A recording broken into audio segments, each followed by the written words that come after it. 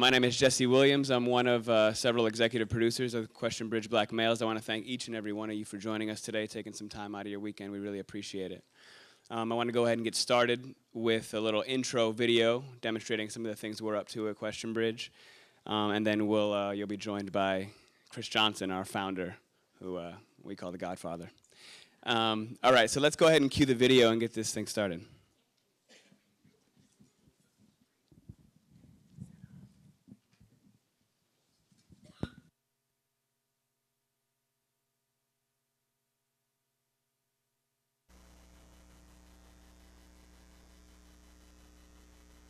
Black brothers. I've got a question for you. Who are you? What is your purpose in life? What does it mean to you to be a black male? What do you live for? What makes you black? What type of values are you instilling in your children? How does the representation of black folks affect who you are?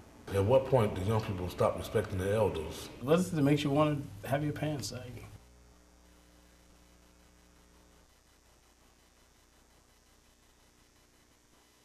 We're gonna start that over with video.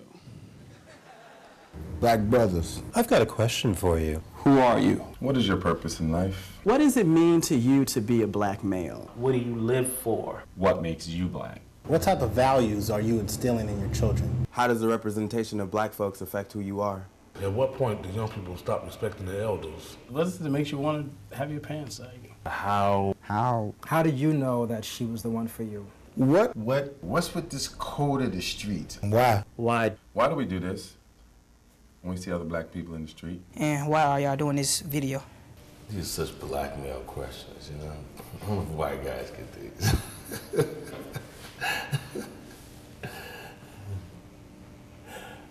Yeah. I'm gonna see a therapist after I leave this thing.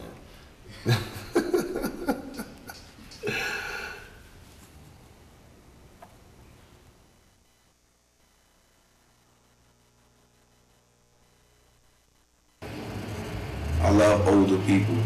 I respect older people. I live for older people because I come from somebody that's older. So first and foremost, I want to say we did do wrong. We did things, you know, we stepped on ourselves. We did a lot of wrong things, you know. And for the most part is I don't respect how, you know, you look down on us, you treat us a certain type of way. It's all right. We're gonna do it for the next 30 years. We're gonna show y'all, we're gonna do what we gotta do. But my whole thing is, my first and foremost, I should have just said this from the beginning, but I'm gonna sum it up with this. Why didn't y'all leave us the blueprint? Peace. I suppose some of us, myself included, feel like we did leave a blueprint. If you had experienced the euphoria that we felt during the 60s, when we would see one another on the corner, and there wasn't no such thing as you had to throw up some kind of gang sign. When you saw other black people, you went like this, they went like that, everything was fine. That's not the way it is now. I thought, me as an individual, because I can't speak to other people, I thought there would be a continuum. I thought if I raised my children a certain way, that things would stay that way. I thought that we were progressing. I underestimated the seriousness of our enemies. I underestimated them, that so much time and effort would be spent in dismantling those things that brought about self-esteem, those things that brought about self-love, those things that brought about respect for one another. A great deal of time and energy was spent dismantling that by our enemies. And it is our fault that we did not see that for what it was and combat it more thoroughly. I think maybe we did leave you a blueprint. And yet, we too were so busy trying to survive that we were not as organized and disciplined as maybe we should have been. But speaking from the platform of Martin Luther King's civil rights movement, Martin Luther King never had more than 100 people on his staff, and that was only for 1 or 2 movements. He never had more than $500,000 a year to try to change the world. None of us had a blueprint. But what he taught us to do, and what we learned from Gandhi in India, was that we could find our own way by standing up for the truth.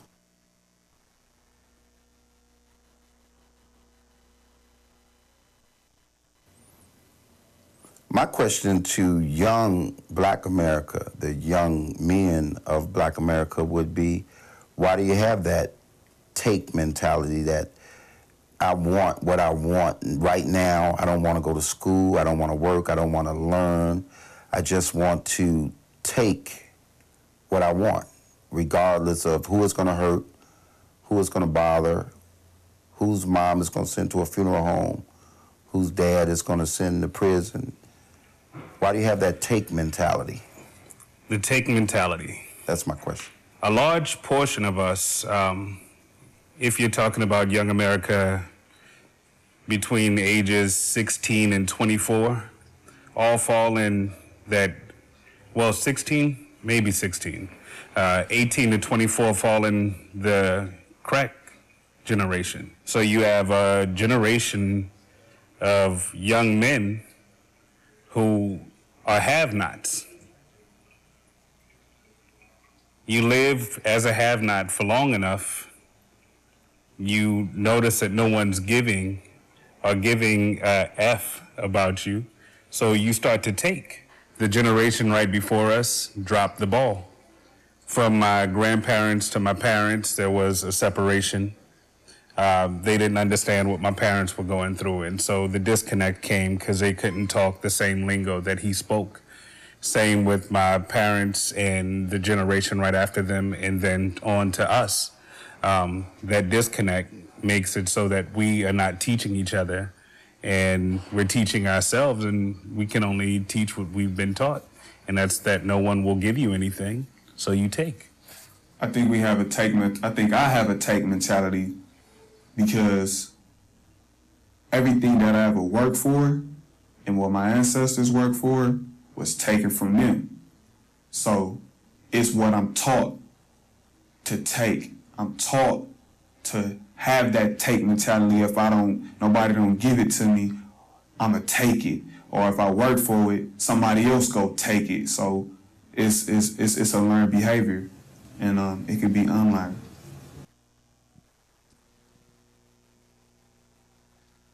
Hello. Thank you.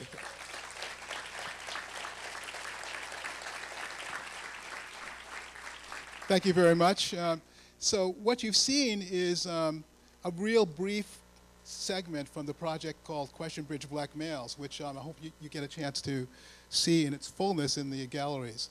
My name is Chris Johnson. I guess I'm going to be called the Godfather.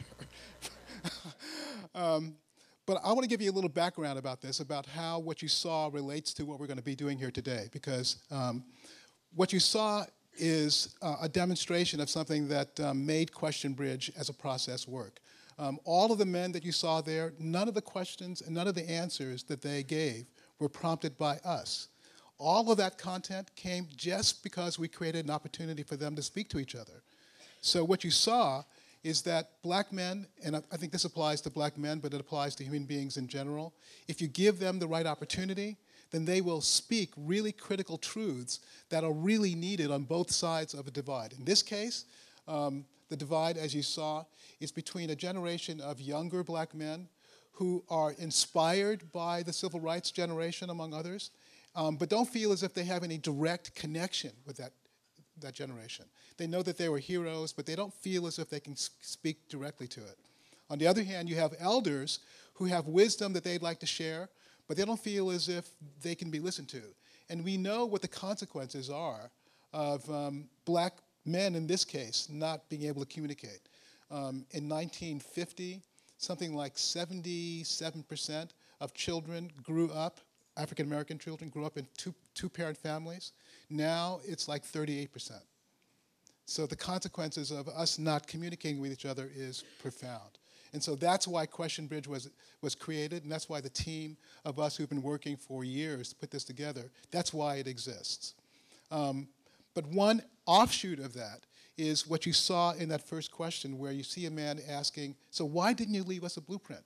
Like, why didn't you give us guidance that we can use to carry forward in our lives in progressive, positive ways?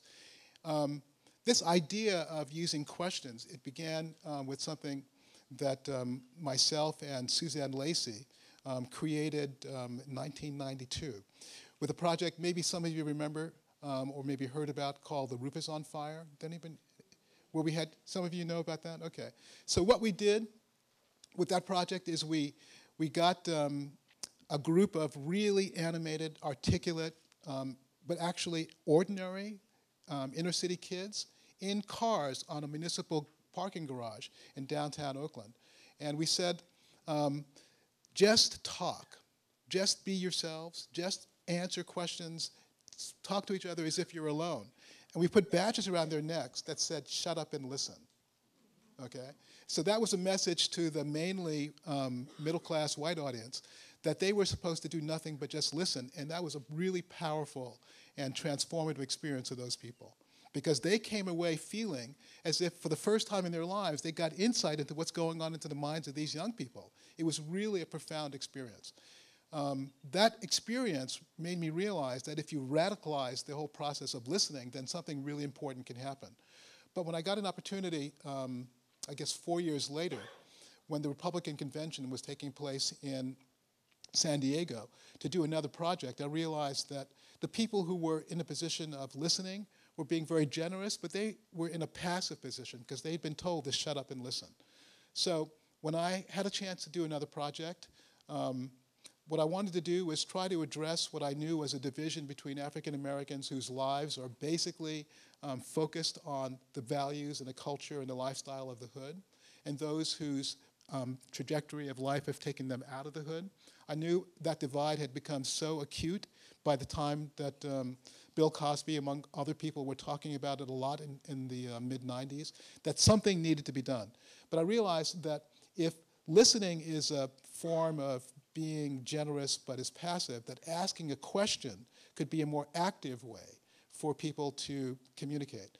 And because when I ask you a question, then what I'm doing is I'm saying that this is an area of uncertainty for me, and I'm setting myself up to listen. I thought, well, that's interesting, this idea of question and answers. Maybe that will work as a way to sort of get these two distinct groups of African Americans to communicate with each other.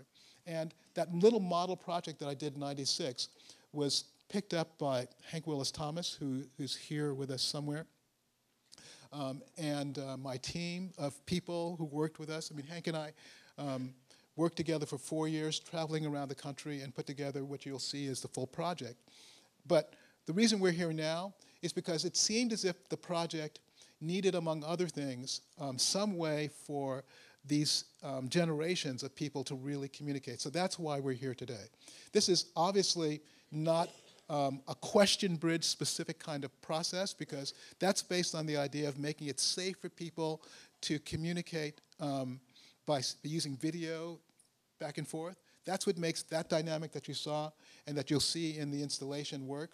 But we're here to do a question bridge-like thing with us, which Chris Chapman and, as Jesse will introduce, initiate. Because what we've done is we've asked some elders from the community to come and be here and represent the pool of wisdom that exists. We've asked some young people to come because that represents the energy and vitality, and of course it represents our future. And we're going to ask all of us here to be sort of privileged witnesses to what hopefully is a meaningful discourse that happens between these generations. The opportunity that we have to sort of see how this works, hopefully the young people are bringing thoughtful questions to the process. Hopefully the elders and the youths will listen to each other. But that's why we're here. That's what this process is about. And again, I want to thank you all for coming. It's really exciting to kind of see you all here. We do hope that you get to see the full installation, but what we're going to do here today is a really unique opportunity for us to hopefully begin a meaningful dialogue that will continue as we go forward. So I think I'll pass the mic off to Jesse. Thank you very much. All right, so let's get started. Go over a little bit of the program format before we bring out the panelists. I'd also like to mention that we have one of our other original collaborators here, which is Bayeté Ross Smith in the house. Let's hear it for him. And so we're going to start off by bringing out, we're going to have our emerging and elder leaders here for a panel discussion for about an hour. We also got really, really lucky today by having one of the first champions of Question Bridge here, calls Oakland his home. Delroy Lindo is here with us today to join us on the panel. Your favorite actor's favorite actor. And then after we do that hour, we'll open it up to audience questions, and we'll go over the parameters for the audience dialogue a little bit later. So let's see, I wanted to make a couple of comments. So we're trying to take, as Chris said, we're trying to take this intimate conversation on video and test it out in the marketplace, test it out here with you guys and see what that's like, taking something that's usually a one-on-one conversation that's really about intimacy, about being vulnerable, but also about having that kind of solitary space, and see what that's like with a large group, in person, not on video. And also what that's like usually having a black male to black male conversation with a wider audience, right? We are not all black males here today, so how's that gonna play? How does that affect what we consider kind of personal, private dialogue? And Question Bridge really plays with that definition. What is a private conversation in a public space? How does that affect how we feel, how we express ourselves? We kind of have this empty space in between here, which kind of represents the fact that all thoughts can't be represented, all black male perspective cannot possibly be represented here, which is really what Question Bridge strives to do. So what we're doing is we're inviting everybody to participate. That's you guys in the audience, that's the simulcast that we have streaming live, that's people on Twitter and the internets. So you can tweet in at Question Bridge. You can also use the hashtag Oakland Blueprint. We're also going to challenge ourselves. What's up? We're also going to challenge ourselves and you guys to try to stick to the Question Bridge model by allowing this dialogue to take place for and about and with the exclusive participation of black men. So we're asking this everybody else, you have the opportunity to be a privileged witness to this black male to black male dialogue. So we ask you to respect that, and let's give it a shot. What else do we need to talk about? I think that should cover basic parameters, and we can go ahead and get started. Chris Chapman's going to take the helm from here and moderate what's going to be an outstanding discussion. Chris? Thank you, brother. What's up? Use your live, not the handset. Okay, I got to plug up. Greetings, everybody. Greetings, everybody. Greetings. Now, what you put in is what you get out. This is unscripted. This is raw conversation. We're going to create an opportunity. Thank you very much. Where you're going to be a little uncomfortable, and we have to have the courage to create the space to move beyond being uncomfortable. So we got to listen to each other. And so at this point, I'm going to moderate a conversation with some extraordinary brothers, some real models and role models. And I've been blessed over the years to have some brothers really have a significant impact on my life as a father, as a servant leader, as an educator, and then some younger brothers that have a significant impact on my life. So I'm really excited. It's a pleasure and a privilege to be in this position to help facilitate this conversation today. So without further ado, I'd like our emerging leader brothers to come on up to the stage. Pendarvis Harshaw, Sean Johnson, Brother Abbas Khalid, and Joshua Merchant. I got to plug in. Thank you. All right. Thank you for your patience. And next, I'd love for all of you all to give a nice warm welcome to our established black male community leaders, Brother Abel Habdejoris, Gregory Hodge, Delroy Lindo, Ice Life, and Brother Arnold Perkins. Sorry about the last name. Yes, good to see you. Thank you, brother.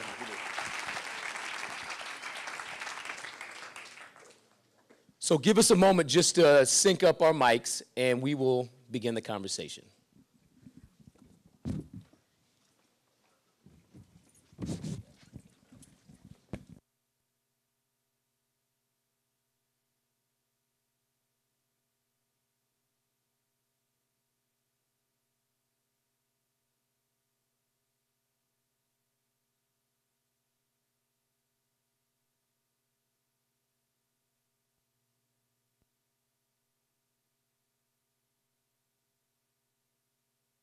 What's up, man? Doing all right? Test one. Testing 1, 2, 3. Beautiful. Brothers, just a quick test to make sure everyone's mics are on. Test, test. 1, 2, 1, 2. Test. Test. My mic. Golden State Warriors. Yep. Okay. Mic check. 1, 2, 1, 2, 1, 2. Black Power. Test. Check 1. What's up, Oakland? Hey, hey. Hey, hey. All right. So we're just going to jump on in. We're going to spend the first half hour targeting the questions to our younger brothers, the emerging leaders. They'll have a chance to respond to the question by posing a question, and then our elders will have an opportunity to respond to the question. And then the brother who posed the question will have the opportunity to rebut or provide a response. Cool? So the first question is this. Has there ever been a question that you wanted to ask an older or younger black man but didn't? What was the question? What keeps you from asking it?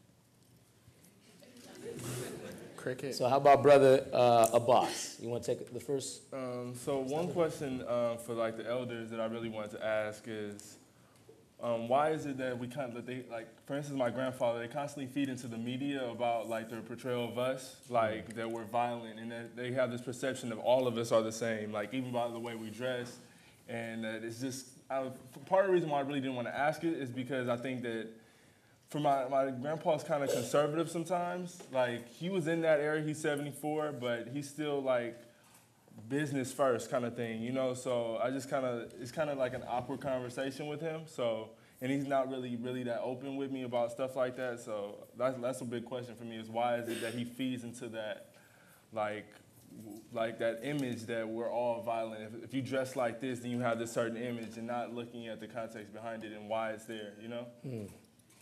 Good question. One of the elders want to respond? Brother Greg. Well, you know, first I wanted to say it's an honor to be on this panel with all these brothers. It's an honor to be here in Oakland to have this kind of conversation. And as always, we give respect to the spirit. That's right. We give respect to our ancestors. Because our ancestors would probably they're probably having a really good time with that question. They're going like, Dad, what's up with that? So I think that part of it is just like a lot of people, African-American men who are elders, and everybody is somebody's elder. Everybody up here is somebody's elder. If you're 10, you're an elder to a 9-year-old. If you're 50, you're an elder to a 30-year-old. I think that some of our brothers are really disconnected from our community in such a way that the only source of information really is CNN. It really is videos on Bayeté. It really is MTV. And that we're not having the community conversations maybe that we used to have. If you have young people in your household, you don't have that view. Because you know they might be outside, look a certain way. When they come to your house and then you're eating at your table, then they're going to come in many different ways. You know, I think about my 2 sons. They're very different, you know, kids. And so I just think that some older brothers just don't connect to the community. And I think that that's unfortunate, and that's one of the symptoms of what's going on with this. And I'm just curious why you never asked that question. Like, why have you not asked it? Partly because like I really don't have too many like big male figures in my life. Like for instance, my father, he's in prison now, and then my grandfather, like, we're kind of close, but he's still like kind of, you know, like I said, he's kind of conservative in a way where he doesn't speak much. Like he'll mention a little bit about his life, you know, but he won't really go in depth about like the story about how he got where he is because, you know, he had his own business. He's really, you know, he's successful in that way, you know, like he had his own driving business.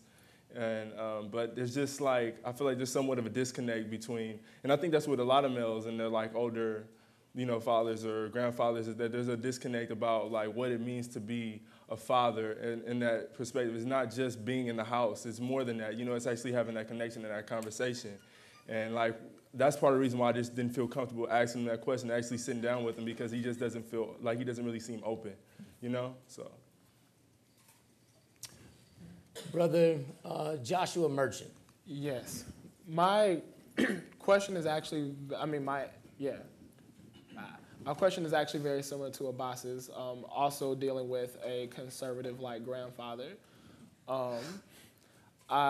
We would get into a lot of debates about like how I present myself image-wise. Like he knows how I am as a person. He knows that I could connect with people in different ways. But when it came down to the clothes, that was the one thing that we almost would get heated about during an argument. And we're 2 people who don't even argue. And so that's one of the reasons why I never asked him that question. But it was like him having this idea of being able to pass in our society or in our community. And I always wonder, like, why do you believe in that? Why does that matter? And does that actually make me safe? Does my skinny jeans and non-prescription glasses actually make me safe walking around in my neighborhood? And why do you think that, Grandpa? For real? For real,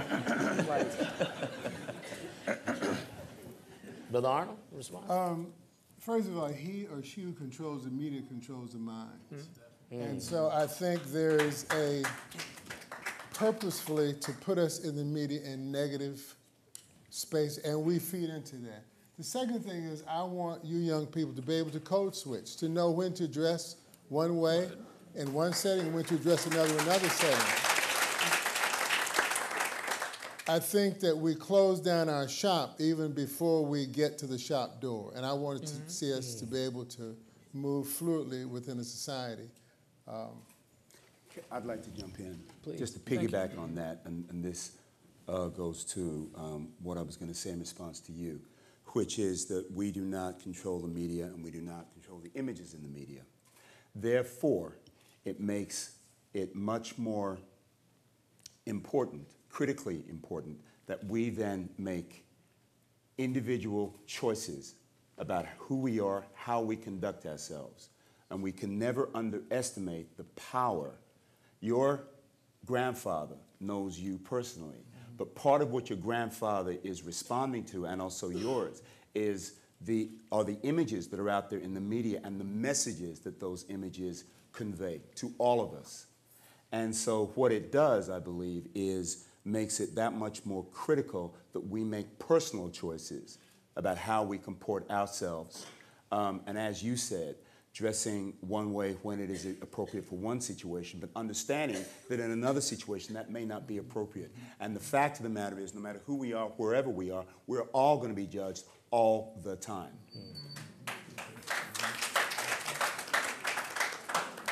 Any reflections on what the response to your question, Josh? On point. Thank you.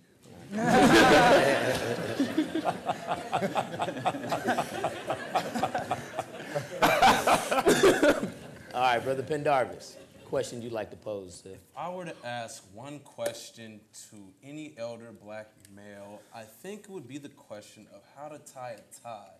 It took me like 2 hours this morning. And I still don't know. You still don't know? Not at all. So, where are you supposed to learn to tie a tie? What age? When? Who's supposed to teach you? YouTube. I learned from one of my residents. I was a resident assistant in college. I learned from one of my residents, a younger student. So, when are you supposed to learn how to tie a tie? Brother Delroy? That is so profound. Because, well, that is so profound. I was at Heavy D's funeral a few weeks back, and we were traveling in the car with the family to the service, and one of Heavy's friends asked me if I would tie his tie because he didn't know. For me, what this addresses is the breakdown in the family. It goes right to the heart of the breakdown in the family. The fact that you as a young man had whomever it was who taught you how to tie a tie, that was something that your dad did, right? That was something that people in your family taught you how to do. And I think that the fact that you didn't know is indicative of the breakdown in the black family and the various reasons for that. Brother Greg? Yeah, I want to extend it because I think you're right. It's actually a metaphor for a much bigger set of ideas. And I think about my father. My dad taught me how to tie a tie because I was going to church. A lot of our young people don't have a spiritual practice. It doesn't have to be Christian or Muslim, whatever it is. So sometimes it's the appropriateness of the dress that really was the lesson. I think as important as the tie. So my father, was the kind of person who would say, well, this is how you behave around older people. This is how you comport yourself. How you comport yourself. Yeah. This is how you behave with your peers. This is what I expect from you. Like, I think it was Chris Rock who used to tell a joke about what you're supposed to do. Like, there's certain things you're supposed to do. Like, you're supposed to make straight A's in school. It ain't like, I'm not giving like $1 for an A. You're supposed to get an A. You're supposed to get an A, right? You're supposed to treat women with respect. You supposed to take care of your children you got. You supposed to know how to dress if you got to dress. Now, the aesthetic part is interesting because we get to the point now we don't have to have a tie. If you own your own business, you walk in and be dressed how you want to be dressed. So I'm less concerned about a tie, more concerned about payroll. You know what I'm saying? So if you go into that job that you need to do that, then that's something you need to know. But I think the aesthetic is even changing. You think about the folks in Silicon Valley, the Steve Jobs of the world. You never saw a tie, but what you saw was innovative and intellectual pursuit in a business world. Then let's tie that tie. Let's tie that tie.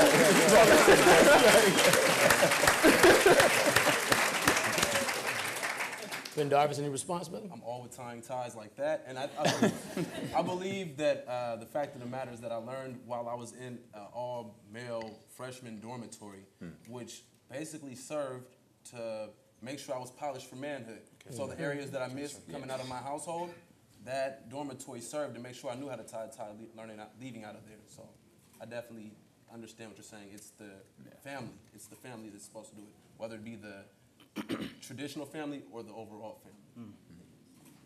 Excellent.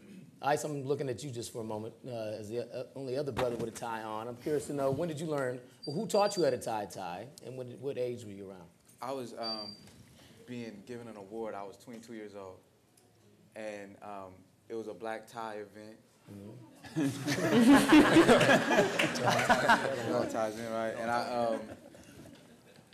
I went, I bought my, I didn't even think about it. I bought my suit, I bought my tie, and I was in the hotel, and I was getting ready, and it just landed on me. and I was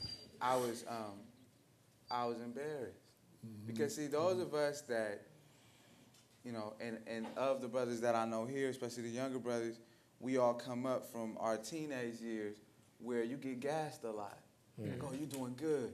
You're doing it this way. Put some huff and puff in your chest, And no one really, it's so normalized not having your father in your life. In fact, I know myself and a lot of little brothers now I know kind of prefer not having a bob. At least they think they do, because they look at that as a lesser structure around them, And when you're 14, structure is like...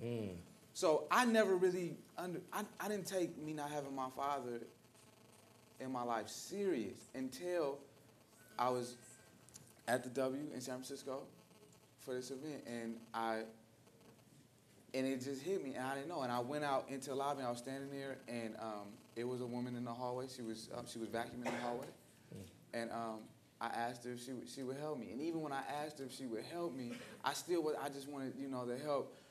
But the shame washed over me as she was helping me with my tie. And the hustle that I used to run with ties is if I got one tied for me, you ain't never untied. Don't do it. I still do it. You never really took the tie off. You didn't undo it all the way. So then you kind of have a sloppy knot going, and I agree with Bobby. Is what it does is this is how we survive at it. And so that's how I learned, and that's not even to say though how I learned to tie a tie. When I first realized I didn't know how to learn to tie, I didn't learn how to tie a tie, and how I learned to be real is I went to the library and I'm talking about I was teaching at 23, 24 years old. I went to the library, and I checked out an etiquette book, and I looked at it, and I learned how to tie a tie, but I was the other piece is that there's an embarrassment that goes with it, and you feel like you're not equipped, and it's something that's very serious and or simple, and like Bobby said, it's not even normally necessary. That was my experience. Okay. Appreciate that. All right, Sean. What's that question you'd like to pose to? My question is to the elders. How do you guys feel about kids, young people, especially young black males, dropping out of school, getting suspended, having kids, getting tattoos all over their faces? Because I'm 17, I'm a junior, and I was really thinking about dropping out of school because at this point, I'm not graduating on time. I'm missing a whole lot of credits, and I didn't know who to go to. You want to take that? Brother? You know, the question about what's the blueprint, for me the blueprint is education, because it creates tremendous power in your daily life and helps you understand the world. When I talk about code switching, it's we often get caught up. I don't want to go and get the white man's education, or I don't want to talk like the white man. It's not even about the white man, because that's not in the equation. The equation is, how do I better myself so I'm able to work smoothly within the society.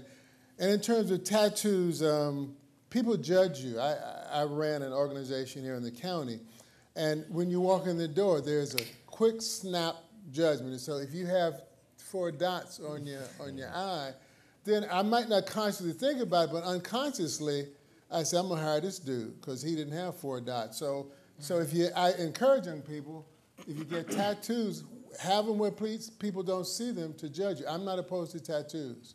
So I just think that education is power, a tremendous power. I'm the first in my family to go to college. Yeah, and the power that gave me was just amazing. And so it's an assumption in my family that you go on to higher education, whether that's trade school or to the university. I just wanted to chime in really quick. Please, brother.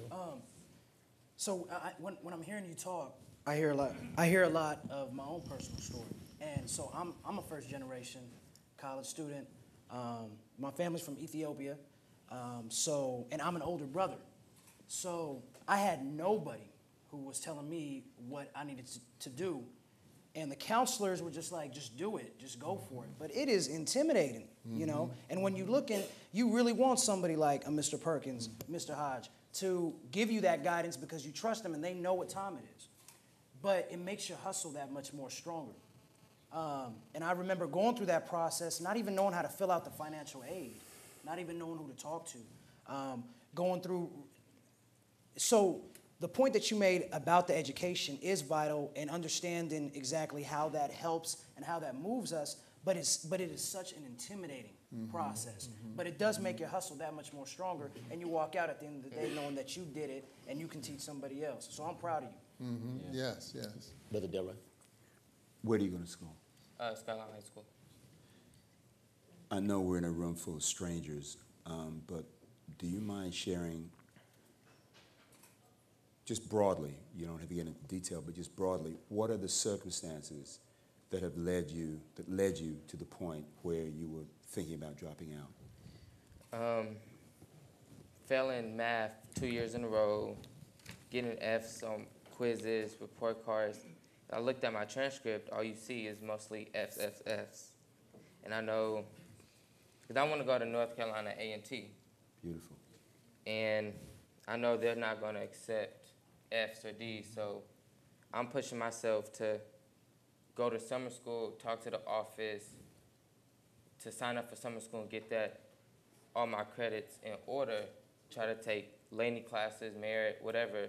So senior year in the fall, I go in with all my credits. Now, what you just said told me and told everybody in this room, you're already 3 or 4 steps ahead of the game in terms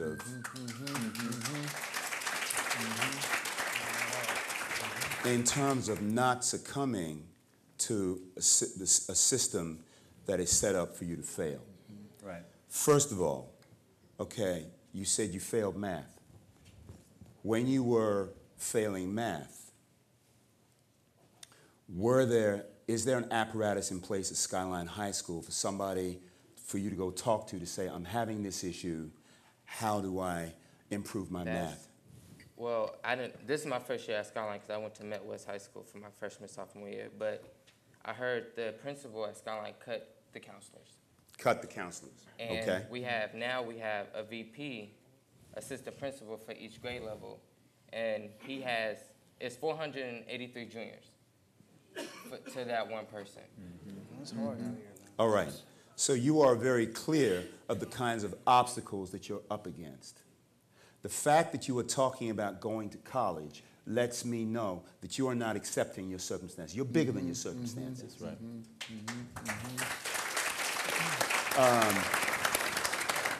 I understand right now that I'm speaking to the choir. Is my son in the audience? I have a 10-year-old son. Hey. Okay. So really, where are you, Demiri? I can't see because of the. Over there on the left. Yeah. Okay. All right. So my wife and I have a 10-year-old son, and very, very briefly, each parent, we're all parents, all of us who are parents here know that from the moment your child goes into that system, you've got to be so vigilant because so many aspects of this structure are set up for our children to fail, and we know that. So with regard to yourself, you're already 3 steps ahead of the game because despite the kind of onslaught, despite the fact that you've got these Fs and you're failing math, you're still thinking how you can combat that. And I would say to you, don't ever, ever lose that because you are so much bigger than your circumstances. Yes.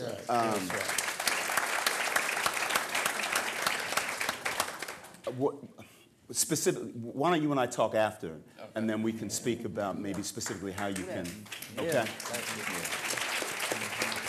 Yeah. Brother Greg? I wanted to speak to this too. And I'm sorry, tell me your name again, brother? Sean. First thing, we love you. Yes. Amen. Yes. We love you. Yes. That as black men, as African men of African descent, however we label ourselves, we love our young people. Yes. And when you love something, you want to see it grow. You want to see it be nurtured. You want to see it do the best that the Creator has in store for it. So for you, first of all, I'm really proud of you in this moment, that you were courageous enough to share that with this room of people. That's right. Because not only you could see us, you can't even see the people you shared that with, right? so that's just on a basic level. Number 2, and I think this is where Brother Delroy is going, because we're on the same wavelength. I'm sitting there thinking, before you leave this room today, you need to have a math tutor. There's somebody in this room who can teach you math. That's right. Chris, see, the introductions didn't quite happen. This brother runs the African American Male Achievement Initiative for the Oakland Unified School District. He's an educator. We got educators sitting here. Ice, Pendarvis, all these brothers, all these brothers, they educators. So the number one thing is ask for help. Yes. Don't, like what your mama say, closed mouth don't get fed. How that thing go, right? So, think about, in our history, the reason our history is important is because our history should inspire us to do things. Yes. One of my first heroes was Frederick Douglass. Born into chattel slavery in the 1800s, Frederick Douglass cajoled his education out of white kids. It was against the law to teach African people to read and write. Against the law. Frederick Douglass first learned a little bit from the woman who was his so-called slave master's wife. When her husband told her, you can't teach this Negro, and that ain't the word he used, to read and write, he said, well, I'm going to get my education some kind of way. So playing with little kids on the block, behind some house, he would say, man, I bet you don't know how to make the letter A. And the kid said, oh, I know how to make it. He said, no, you don't. Yes, I do. And he write a letter A on the fence. Frederick Douglass learned how to read and write like that. To become the greatest orator of his time. To be a friend of Abraham Lincoln. To be an advocate for his people. So all I'm saying is, ask for help. Sometimes the help look like us. Sometimes the help look like somebody else. Get the help. Get the help.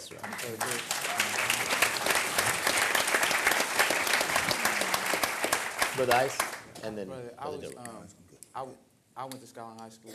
How old are you, brother? 17. Yeah, so when I was 17, I was selling weed at school.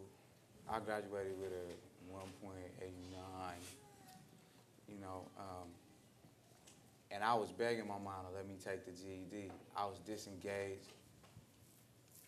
And the biggest difference, I'm 29 years old, and the biggest difference between 29 and 17 for me, brother, is that 17 is all about right now. You in right now, that immediate right now. And another thing for little brothers walking around the campuses is that the school will tell you, oh, we have all these resources. Like Skyline has a center there, there's these resources there. But people who look like you not necessarily working in the center. And I know all about posting in front of the 30 building. I know, I know all about that. And the two pieces of advice I would give you, brother, one is that, but you so young, and I don't mean that in a negative way, I mean in a positive way, you got time, brother. that you can't condemn yourself to a moment. And I see that happen with a lot of young brothers. And it almost happened with me. And the second piece I would give you, brother, is that in my experience as an educator and just walking through our community, little brothers, rightfully so, we don't have it's not normal to us to have conversations with black men.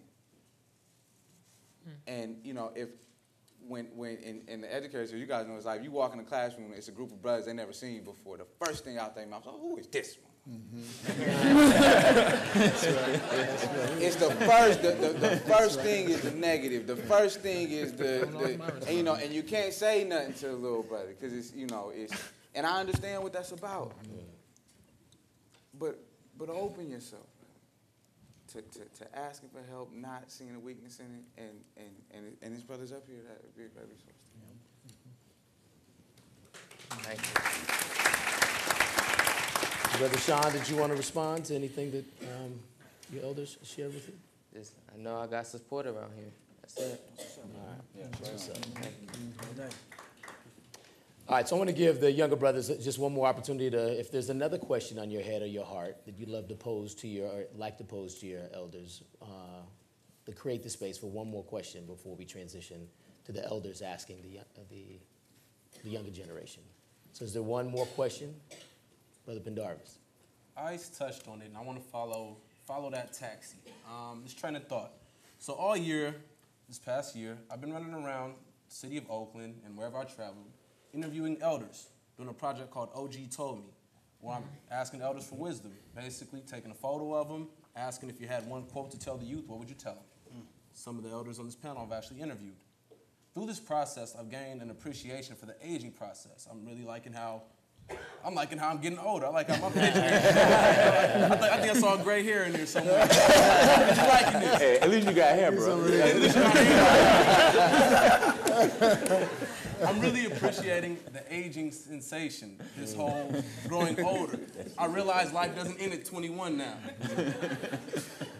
So with that said, at what point did you realize that life doesn't end at 21? It's bigger than condemning yourself to that moment. Yeah. When you're in high school and you're like, man, I'll probably get popped anyway. I'm just going to do whatever. I'm going to walk out in front of a car. And I see this happening all the time. So at what age, to the elders in the audience, or excuse me, on the panel, at what age, at what time, what experience, what was the tipping point that made you realize that you're in it for the long haul and you started playing for the long haul? I guess for me, when I had children, which was when I had my second child. I was pregnant at 19, and I use that specifically because she wasn't pregnant. We were pregnant at 19, and so I was still a bit young. But when the second child came along, I was really aware that life had changed, that I needed to become a lot more serious than I was, and then it started unfolding. Then when I reached 60, it was like a magic time. I'm 70 now, but it's just 60 just somehow it just opened up for me. But early in my 30s, in my early 30s, when I realized that I wasn't a boy anymore, that I had more responsibility than just for myself. Brother Greg? It's interesting to me. I mean, because I feel like the situation I grew up in was a very healthy situation. I had both my parents at home, both the first college-educated people in their families, connected to a bigger community. So we went to church every Sunday. I grew up in Pine Bluff, Arkansas. We went to church every Sunday. And I saw old men at church. So it didn't even occur to me that I wasn't going to be an old man. It didn't even occur to me that I wasn't going to be one of them brothers on the front pew. I called the Lord and he heard my cry. I called the Lord, no other help do I know. I feel like that was going to be me. Right? So it didn't even never occur to me. I would watch Mr. Suggs in the springtime bring out the mule and plow people's backyards for the gardens. And he was ancient. A mule? The mule, yeah. And I ain't that old, right? I'm 52 this year. A mule. Mr. Suggs was a man who came around like a ritual. About this time of year, he'd come in like people who had gardens. He would plow the garden with a mule. I saw Mr. Moore, who had a juke joint across the street. Right? Yeah, straight up. So I saw old men in my community. I had a grandfather who was, you know, a carpenter and, you know, had a, was the kind of person who could just make and do anything. So I always knew I was going to be old man. It wasn't until I came to Oakland. And seriously, in '82, and I started talking to young people who were talking about, well, if I grow up, if I get to be 21, if I get to be an adult. And I've been fighting on that ever since. I was like, no, you gonna be. You gonna be an elder. Like, that's our charge. You gonna make it. So for me, and I think as well, having children, when you start having children, you're a 10-year-old, I'm a little ahead of you on this one. You know, I got a 27-year-old, you know, I got kids, grown kids, y'all know my kids. And so, and some little kids too, they still coming, right? They still coming, right? Like, so, you know, but it's the kind of thing where that longevity, and I'll say this last thing, one of my best friends at 52 years old passed away in November, very suddenly. And when Ben Butler passed away, that gave me a whole nother chapter of my life to look forward to. It was almost like I said, well, you know, he passed. And we were college classmates, business partners. And when Ben passed and he had little children, I said, well, I got to stick around for his kids and be Uncle Greg. I have to somehow make sure that I'm going to be healthier, less stressed out. Y'all know what I'm talking about. You know what I'm talking about. Be less stressed out and be healthier as a black man. So I'm encouraging all my brothers, go get your annual physical exam. Get your prostate checked. When it's time to do that colonoscopy you don't want to do, get it done too. Put down the cigarettes.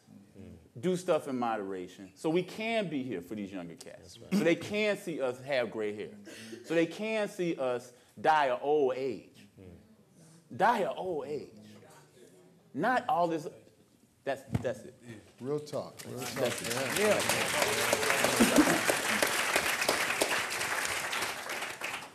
In terms of not condemning oneself to a moment as a young person, the thing that has sustained me, because I didn't grow up in a situation like that. My father didn't raise me, et cetera, et cetera. But the thing that sustained me was that I was very fortunate in as much as from the time I was very small, I knew I wanted to be an actor. And so from that standpoint, I always had a forward momentum. Whatever happened to me and the various challenges that I had to withstand, I was moving toward, I guess you could call it a dream, right, or an objective, right? I wanted to be an actor. I was going to be an actor. I didn't know how, but it was strong enough for me that it sustained me and helped me with forward movement, forward motion in my life. Thank you, brother. Brother Avery? Yeah, I just wanted to say, you know, for me, I'm 27, and I was mentioned with one of the elders, and I thought that was something incredible. Yeah. And I loved every second of it. But I do want to say that there is, I am incredibly comfortable right now just being around brothers and just talking. And there is something incredible getting confirmation from an older black man. Just confirmation that I'm doing all right, I'm good, you're looking good. I was sitting at the barbershop a while back, and I told Brother Del Rey I had seen him. And I was just talking, I was just like, man, you know, I'm an actor too, but you know, I don't even want to talk about that right now. We're just getting our hair cut. That's what we're doing. Right. But I remember the barber said, oh, that's right, I'm not going to see you for a while. You taking your first trip back home to Ethiopia. And I was like, yeah. Now, I was raised out here, Oakland, California. You asked me, I'm from Oakland. I was born in Greece. My parents came here as refugees from to South Dakota. My dad wasn't having a day of that. So we went from Athens, Greece to Sioux Falls to Oakland, California. And I remember, and I said, yeah, I'm going to Ethiopia. And it was one time when I'm like, I'm going. It's the first time. It means a lot to me. I don't speak the language, nothing. And he heard me. And he said, hey, I'm proud of you, man. Doesn't know me at all. But you about to go back home. You're going to see what back home is. And I was just shook. But I felt good. Because I was scared. Because I knew I'm going back home, and I might as well be a stranger to them folks. I'm not even really like Ethiopian because I'm not speaking the language. I'm Oakland and I'm an American. But to get that confirmation, and when I'm talking to young brothers today, and even still whenever I'm walking in, and to hear folks, the older folks tell me, yo, you're doing all right, you're doing good, good to see you. But nothing else, just that is enough motivation. Like, okay, I gotta stay on point because he believed in me. So gotta keep going. Thank you.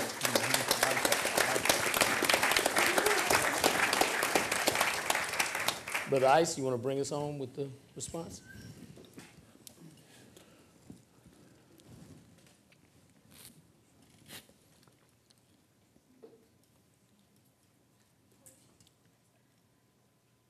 I think I know that we talk to young people a lot about their self-esteem, you know, and I think about where most of us get our self-esteem from, you know, and most people get our self-esteem from our education, from where we got our education from, how much money we make, where we live, how fine somebody telling us we are. You know, that's what makes up really how people feel about themselves. But as black folks, if we get our education from white folks, our jobs from white folks, our home loans from white folks, our idea what beautiful is from white folks, we can have high self-esteem, but we have no race esteem. So when the economy crashes, we crash. White folks got the same trampoline stride no matter what the economic situation. Even their resistance to the State of the Union right now is full of valor and vigor and privilege. We're occupying this.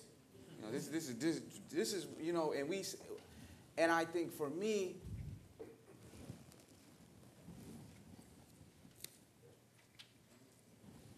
where I started to conceive and consider myself as getting older, becoming an elder, it comes from being able to have a space in my life where I can pause and, one, believe that I'm deserving of living right now, you know, and also being around people that make it inspiring to want to do so, you know, like when we have waffles.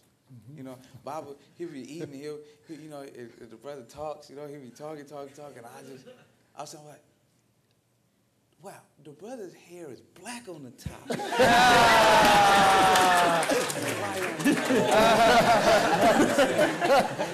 and I'm sitting there and I'm wondering, you know, like, but these are, and this is what's beautiful. This is what's beautiful about the opportunity for us to build with each other. But it's also something that's very tragic, I think, because we are having to have fundamental 6-year-old questions in our head about our manhood in our mid-20s, in our 30s, in our 40s. When I'm working in the penitentiaries, buzzing at 50. So it's beautiful and we can laugh about it, you know. But at the same time, if a 30-year-old brother is sitting there looking at, there's all kind of advanced stuff that we need to be talking about. And we have fundamental conversations. An elder got to tell you, you African. Fundamental. When I went to elementary school, the black kids and Latino kids, I went to Fruitville Elementary. We went to school and then we went home. A lot of my Asian homies, they went to school with us, and then they went to Chinese school. When they go to college, they don't, man, I'm majoring in Chinese studies. Not on the level that we do. But we got to go and we spend the first 4 years in college, many of us, learning us. That's right. Learning, and it's beautiful that the departments are there. Of course, I'm an outright advocate for black studies. But also, if at 22 years old, I'm like, whoa, I'm black. At 22, when my Korean counterpart is like, whoa, I'm studying biology. So that's the value. That's the value of the elder, and it's also the detriment when elder folks shun or turn and look away from younger folks, because just being present is major. Just being present is major. And I hope I'm answering your question. Oh, no, it was Pendarvis's question. Closing it out, I think all of it resonated. A little bit of all of it resonated with this project that I've been doing over this past year, whether it be the presence, getting to know the elders in the community, whether it be the idea of what I want to do in the future and how they got to that point. I've gotten a lot of that, or whether it be their kids and how that value, having that, knowing that you're here for a reason, has sent them on that path. I think all of that helped. The biggest thing that every OG has ever told me is, all right. Every time you talk to an OG, you say, all right. I'm like, why do they always say, all right? It's the confirmation. Yeah. It's the all right, everything's all right. It's a head nod, all right. I saw somebody in the video say, why do we do this? It's the confirmation. It's the confirmation that one day you're going to be that elder. So I loved your story. That example of seeing somebody in the church say, you know what? One day I'm going to be that. It's the movie Goodfellas. As long as I remember, I wanted to be a gangster. That's the opening line to Goodfellas. Right. As long as I remember, I wanted to be an OG or an elder, excuse me. However you termalize it? That means to get rid of, eradicate.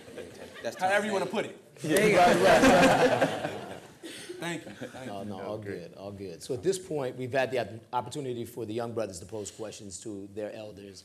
Now we're going to flip it and allow our elders the opportunity to ask a question to the emerging leaders. And I'll defer to my brother to my left, Brother Delroy. Is there a question that you would like to pose to one of the younger brothers here? Go to somebody else. All right, I got you. Brother Abel. Sure. Yes. So growing up in elementary school, George Bush I was the president. I'm wondering now, because I heard y'all talking in the back, and y'all was talking about him, Mr. Barack Obama. And I just wonder, what is that like, at your age, what does that mean to you? And it's okay, and if it doesn't mean anything, it doesn't mean anything. And I think people are like afraid to say that or something. But if it doesn't mean anything, it doesn't mean anything. But asking, what does it mean whenever you see, when you see him, and what do you expect from him? Well, for me, as far as what I see, it's a confusion. Like at one point, I'm like, we finally got somebody black that's in office, you know what I mean, or even that higher of a power. But at the same time, it's like, how big is that really, that accomplishment? You know what I mean? Because how much can he really change? And really, really from the beginning, we should have known that he's not going to be like this miracle that's just going to happen, and all of a sudden, black people are just going to be prioritized. You know what I mean? Because there's still people behind that. You know what I mean? It's like, it's a good thing and a bad thing. So one thing is like, we're really going to be really disappointed because he's doing the same stuff that Bush is doing almost. You know what I mean? Not exactly, but there's still similarities because the people that's running it behind him, there's one black person in office, but then there's hundreds of other white people that's right there behind him that if you do something that we not liking, we right here behind you. You know what I mean? So it's like, either way, it's like, it's a good thing, like as far as the accomplishment that he made, like as far as how much that took out of him to actually reach that goal, I think that's amazing, you know what I mean? In one way, but at the same time, it's like, we need more than just one person in this entire system in order for us to actually have a change where we can actually say, yes, we won, you know what I mean? Or yes, we can, just anything. So I think it's just a tie between them both, because I think, I respect Barack Obama and like everything that what he represents is just the whole thing is, we need more of that, and it's like it has to be a whole turn of the entire system. You know what I mean? We have to have half of the Senate and half the half the people in the Supreme Court be people of color. Once we've accomplished stuff like that, where we actually can see a change inside of our communities and actually see whatever's in there is reflecting about what's going on in our communities, then I think we've actually made a real impact, as far as going on from that level. Because I still believe that for right now, the biggest impact is gonna have to come from the ground, because one person in head is not gonna change it. So we can't just sit back and rely, okay, Obama's got me. You know what I mean? I don't have to worry about paying for college, Obama's got me, because we still gonna have to work from the ground up.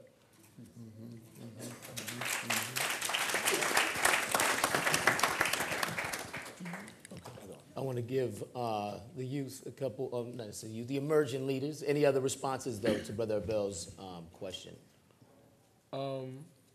I agree with everything you just stated. And I remember, like, my initial response was leaving my dad's house and then running down the street screaming to my friend's house. And then we met up together and we were screaming. And so that was dope because it was like this idea that we didn't think was possible when we were younger. It was, oh, wow, this can happen now. But it was also a bittersweet thing because then later on that night we started having more conversations. And like a lot of this came up with the conversations we were having backstage was, do you think it would have been different if he was darker? If he had a different hair texture? If he didn't look as American for the rest of the population to make them more comfortable, do you think his success would have been the same? I personally, I don't know. I thought I had an answer to that, but I don't. I like that train of thought. Because I think it shouldn't matter, but. It shouldn't matter? It definitely shouldn't. I like what you were saying in terms of the reaction. Yeah. The reaction, so I was there at the Democratic National Convention in Denver in 2008. And I remember getting off the airplane, just seeing all the hoopla. I'm like, man, is this a rock concert? And then I was on Howard University's campus when the decision came down that he won and he was going to get elected. And then I was in DC during the inauguration. And I just remember the vibe, the connection, the unification is beautiful. Looking at elder people and just seeing them just being so proud that they saw that moment. And I thought it was beautiful. And then I remember 2009, January 1st, when Oscar Grant got killed. And it's like, Oscar Grant got killed and there's about to be a black man in office? I don't get this. And then I remember just this Friday when I was watching the movie The Interrupters. Thursday. Watching the movie The Interrupters here. And there's a scene in the middle of the movie where they show Attorney General Eric Holder. He's the Attorney General, correct? They're showing him speaking in Chicago, where Barack is from. And he's speaking about the violence in Chicago and the mass amounts of violence in Chicago. And then somebody comes on and they say, why are so many black people dying in Chicago when Barack Obama's in office? And it just didn't make any sense. And just all of that was like, man, well, it was cool in 2008. After that, I don't know how to feel. And that was part of the conversation too, was that we had backstage. And even that night of him, that happening was like, there's still so many crooked things behind him. How much of it is he actually going to be able to fix? Is he actually going to care enough to fix them? There's so many questions, and it's still like a smoke and mirrors thing for me. Like, I know Barack Obama, I know some things from school about how the whole system works, but I don't actually know what's going on. I'm so removed from it. It's not even really a human thing. It's very industrial. Sean, any response, brother? No? But I'm still young, only 17. I don't really know too much about politics, but me and my friends at school was talking in the hallway. We have a first black president, and that shows us that black people can do something in the office. Like, we have a chance to become president of the United States.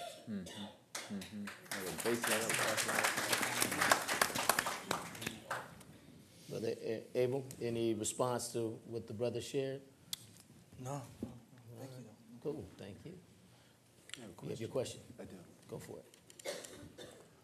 Of the young people who are on, now who are we considering young for the? So we have Sean, Pendarvis, Abbas. Just raise your hand, brother. Raise your hand. All right. Okay, raise your hand. The real young people on stage. Raise your hand. All right, okay. There we go. You guys right here. I've heard talk about grandfathers. We touched briefly on breakdown of family. How many of you all were raised with your fathers? Raise your hand. Sort of. You said sort of? Kind of. All right. So my question is this. For yourselves and for the people that you know, the fact that black men have perhaps not been as present in your lives as you would have liked. Do you see that as, do you see that as an excuse in terms of how you conduct your lives and your friends' lives? Or is it something that is more of your reality and it does not affect how you go about conducting your lives? Is that clear? Yeah. Question? Okay. I feel like my dad has been present for the most part, but because his dad wasn't as present, he didn't really know how. Like there's not a parenting book, like there is, but there isn't. And so I know he was doing the best with what he could. There was still like lots of abuse and things of that nature, and this, that, and the third. But like abuse even if in your family? Yeah. But even if he wasn't as present, like because he is my dad, he's inherently the most influential part of my life, period. Whether that be negative, positive, he's there. Even if he's not there, he's there. Right. And so and I know a lot of what I deal with when speaking to another black man, like men, but specifically black men, like the two catalogs that I'm putting that person automatically in my head is my father or my grandfather. And that's not necessarily a positive or negative thing. It's just what I'm dealing with, what I go through, and it affects how I interact with people. What about your friends, your peers? Do you talk about that? Is that something that you all talk about or not? Or deal with in any way, shape, or form? It depends. On? If they're comfortable enough with it, how much they can identify with what I'm talking about involving that situation, or if they're just not if they're so jaded and hurt by it, then it's probably not that moment to bring it up when you're with your friends. A lot of times when you're with your friends, you're trying to not think about those type of things.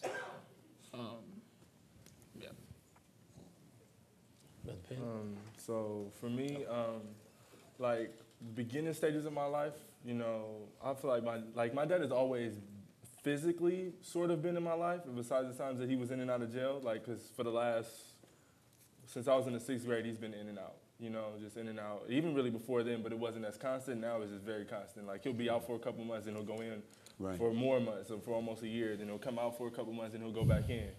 So like, but before then, like, you know, he's the one that taught me how to play basketball. He got me into really sports. So I think when I was younger, like until the age 12, I really, you know, I sort of I had a connection with my father, but I still always had like a better connection with my mother. And like, I think the effects of him not being there, and like, because I've learned a lot from him, partly because he kind of grew up a little privileged in a way, you know, because he went to school in Daly City, went to a high school out there, St. Ignatius. I'm sure some of you guys probably heard of it.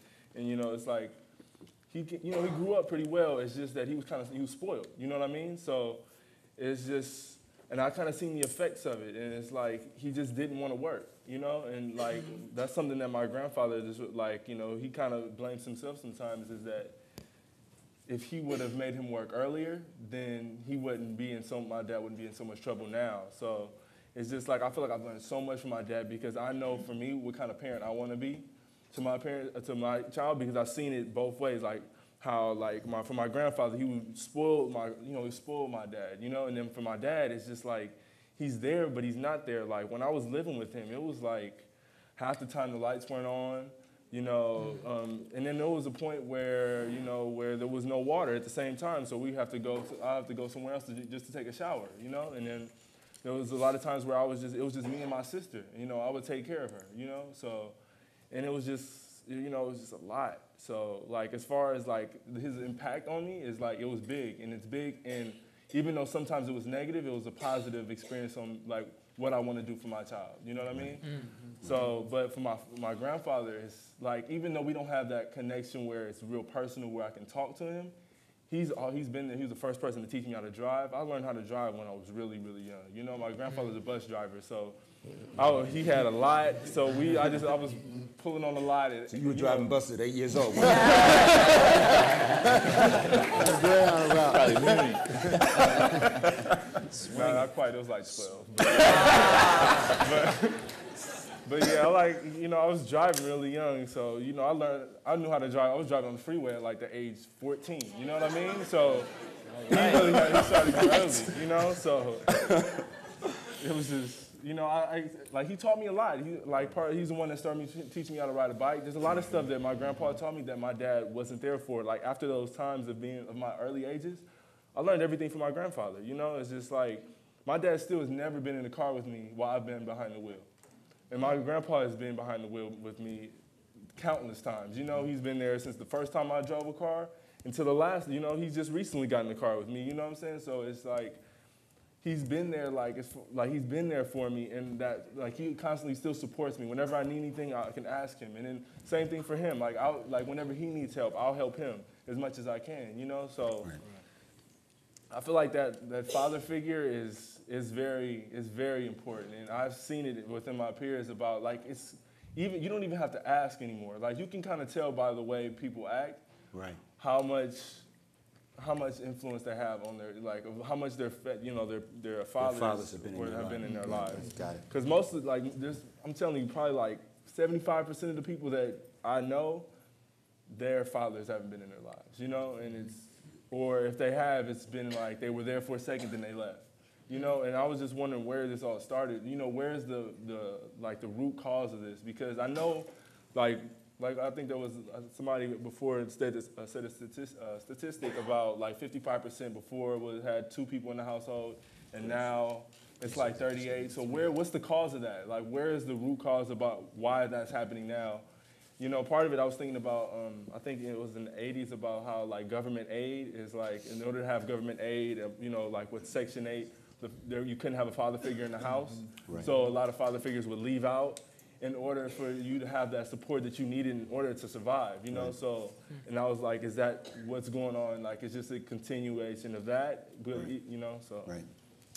Mr. Delroy, did you want to have a response to the young brothers? The reason that I raised the question is because we talk about the breakdown of the black family, and we talk about the absence of fathers, and for young people especially, and for young men, for young people, period, but particularly for young men, I feel that a way has to be found around that.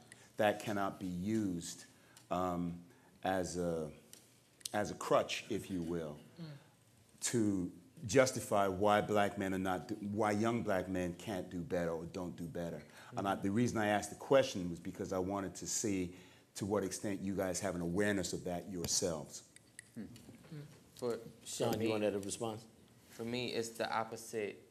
Me and my dad, we bump heads a lot. The music he listens to is different from me. When he went through school is different from when I'm going to school. He got behind the wheel with me twice, but not as much as my neighbor and other people did. And when I asked the question about how do you guys feel about dropping out of school, I didn't have nobody to go to. Are you in the house with your father? Is your father in the house with you? Like they said, he's there, but he's not there. So you didn't feel like you could talk to him about that when you were okay? Mm-hmm. So it's kind of hard for me going to school every morning, talking about my friends, my dad went there with me, or my dad taking me driving. I couldn't really connect with that. Brother Ice, a question you'd like to pose to the emerging leaders?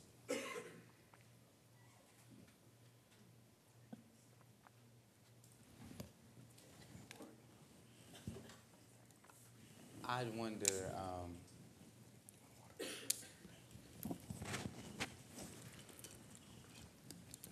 what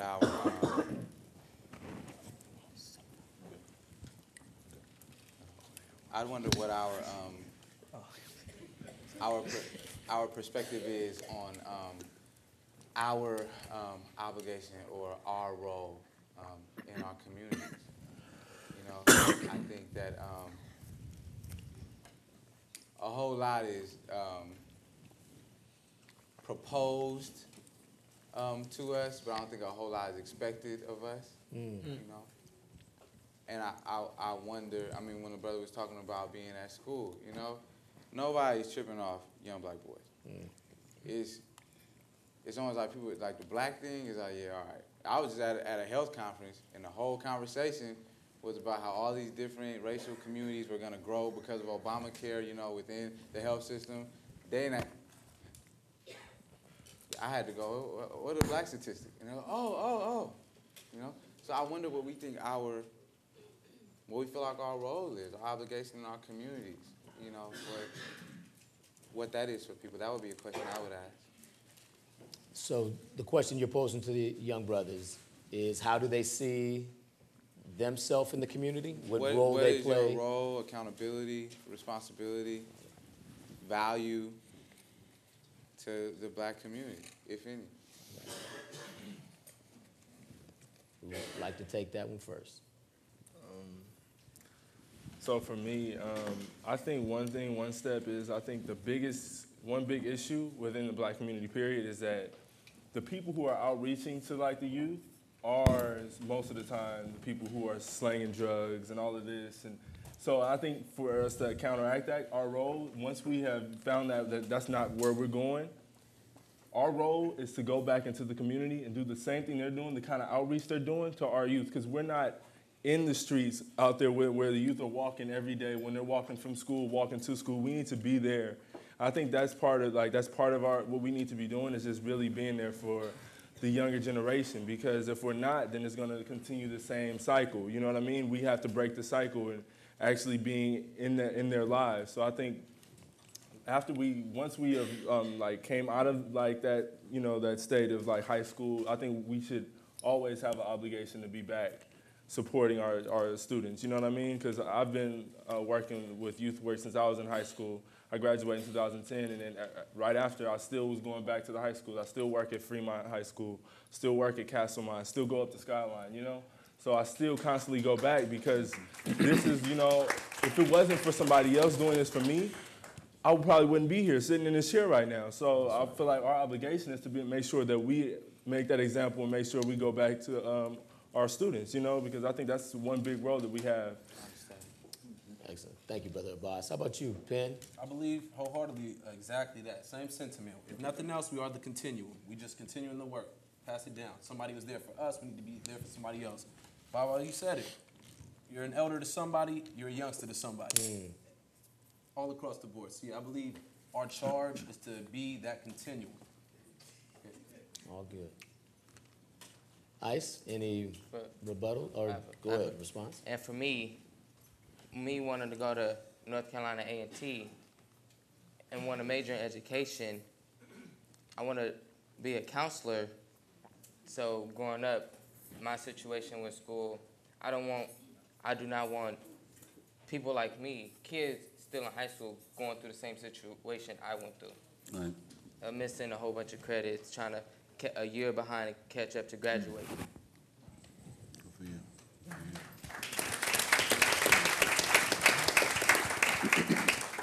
Any response to what you heard, brother? All right. Baba Arnold. Is that Bobby Seale I see? Yes. Is in the audience? I just want to recognize a great American revolutionary hero.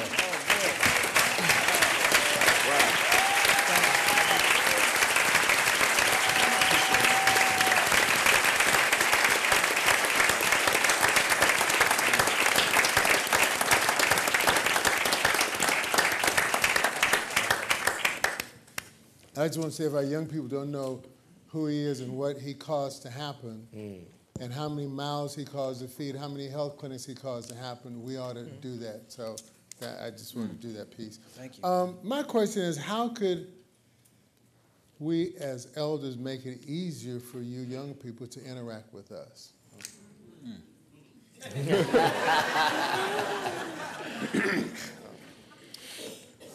When I've been a lot in my chest as I've been listening, you know, and I think that when I hear stuff about the media, when I hear stuff about education and the system, the main issue one of the main issues I think with our folks is that we look for validity from outside of our community. And we also have learned, and we all understand how we learned it, not just, you know, a slavery complex, but it's also cultural differences. So for example, culturally, and not all, this may be part of the uncomfortable thing that we were talking about. Culturally, white children interact with their parents and elders differently than black children do.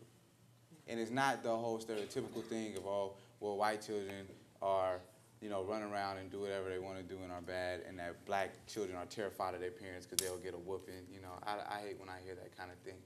But so, for example, a Eurocentric psychologist will tell you that if a child is trying to engage in a conversation within the family, and you don't tell the child, and you tell the child to be quiet, that this is a grown folks conversation. From a European view, you are suppressing the child's creativity.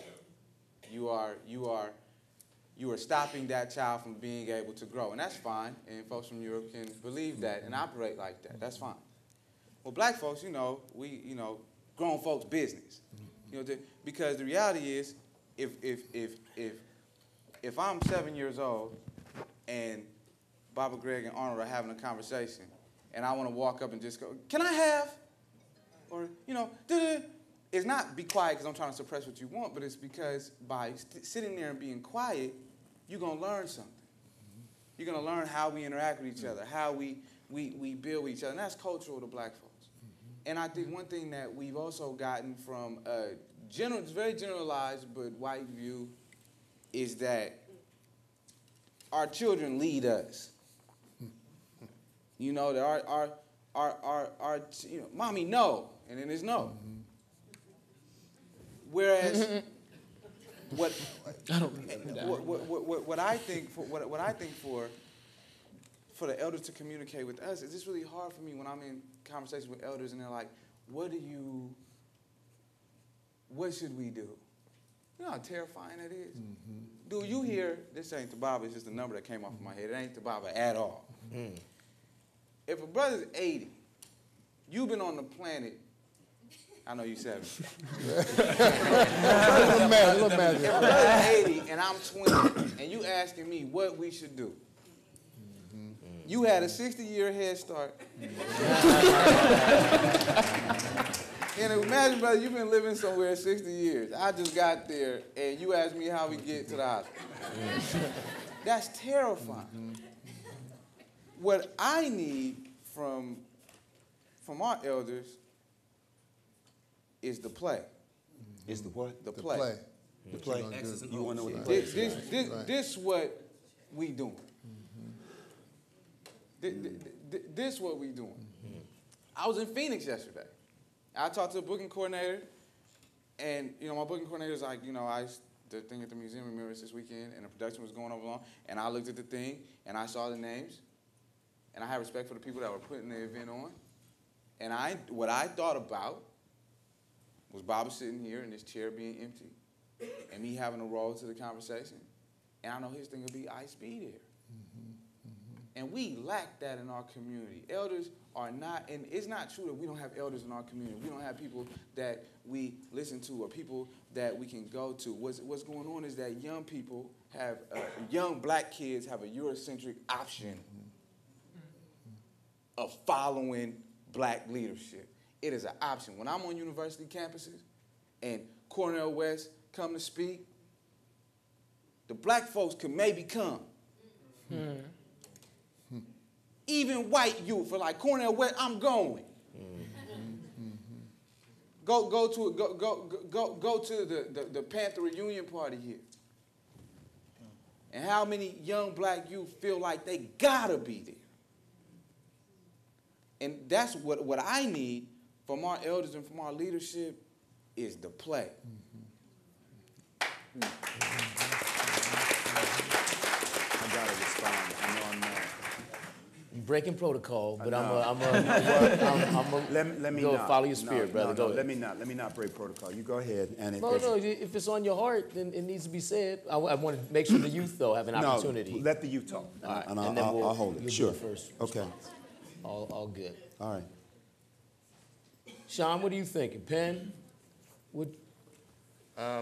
What I need from the elders is support, just being there, showing us the way, like you said, to play, just showing us the way, guide us.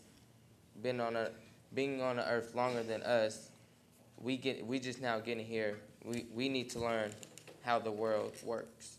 So just supporting, mentoring, the whole 9 yards.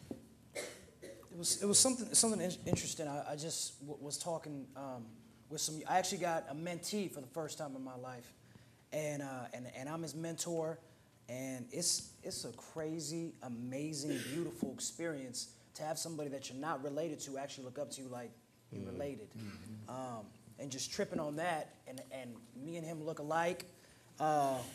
Both got our dreads, but he was saying something with the homies, and we were talking. He said, "You know what, man? Why do they got to keep throwing us under the bus?" And it kind of and I was like, "What are you talking about right now?" And we were talking about inviting some speakers, and it was some older folk, and then one of them was like laughing. "Oh, how old is he?" And it was like some major tension. So I'm, again, I'm 27, and this youngster's 19. So I'm just kind of sitting in the middle saying, it's some game to be had. But it was something really, really interesting in that conversation where he said that, whenever we turn, it's always talking at us and or telling us how we doing, what we doing wrong, why it's so wrong. And that really cut me, it just made me really, really uncomfortable, and I was just trying to understand the best way, and I'm throwing that to the group, the best way that we can talk about that, give advice without making a youngster feel so wrong and feel so bad, and then feel like, man, you just put me out there, and you look like me, and I will potentially look like you at some point. Yes. Yeah. So just throwing that to the group. I really got to say something. Go for it. Go ahead, brother. That's right. One of the most beautiful aspects of the Question Bridge project is that it shows the world that black men are not a monolith. Right. We are not monolithic. One of the most beautiful things Question Bridge presents is black men in their humanness, their frailties, their weaknesses, and their strengths. Sometimes, as a so-called elder, I don't know what the play is. And the most honest, the best leadership with the most integrity that I can demonstrate is to say to you all, young people, I don't know. I'm still trying to figure it out myself. And the fact that I have been here for the years that I have been here, and all of us here, does not mean we know what the play is.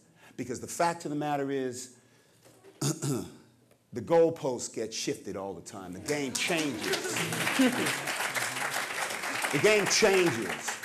And one of the tenets, one of the aspects of this world we're living in is that they will consciously do that to keep you off your game. I think that what we can do as black men, as black people, because I got to include the sisters. I mean, where would I be without my wife? That's I'd be right. That's right. You get that right. I had to say that because she's in the audience. Yeah. Smart man. No, seriously. I'm going to get it now.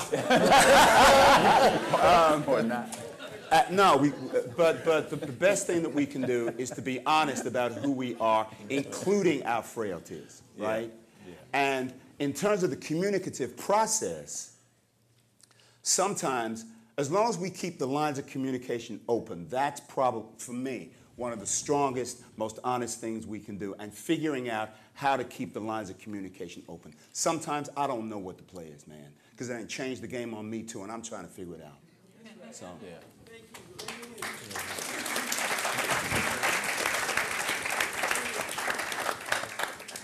Any rebuttal, Baba Arnold?